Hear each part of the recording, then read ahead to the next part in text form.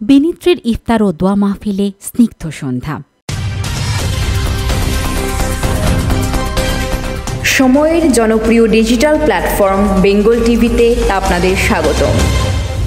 বুধবার ১৯ মার্চের স্নিগ্ধ সন্ধ্যায় ভরতের কান্দি কামার কুশা মাদ্রাসায় এক অপূর্ব মানবিক মহড়ার সাক্ষী হল সবাই।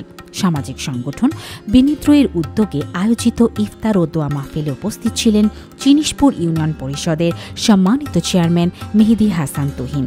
অনুষ্ঠানে সভাপতিত্ব করেন নরসিংদী কেন্দ্রীয় স্বেচ্ছাসেবী ফোরামের আহ্বায়ক মাহবুবুর রহমান মনির। তিনি সংগঠনের কার্যক্রমের প্রশংসা করে বলেন, বিনিদ্র শুধু একটি সংগঠন নয়, এটি এক মানবিক স্পন্দন, যে স্পন্দন নিঃস্বার্থ ভালোবাসার প্রতিচ্ছবি।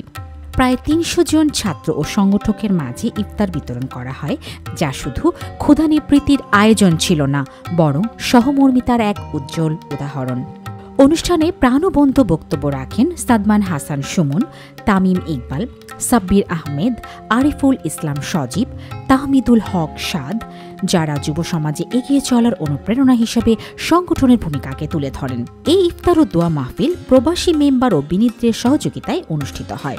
ইফতারের পূর্ব মুহূর্তে এক হৃদয়স্পর্শী দোয়া মাহফিলে অংশগ্রহণকারীরা একত্রিত হয়ে কল্যাণ, সৌহার্দ্য ও মানবতার জয় কামনা করেন। এই আয়োজন যেন প্রমাণ করে মানবতার সেবাই পরম ধর্ম, আর ঐক্যবদ্ধ চেতনার আলোতেই সমাজ এগিয়ে যায় নতুন প্রত্যয়ে।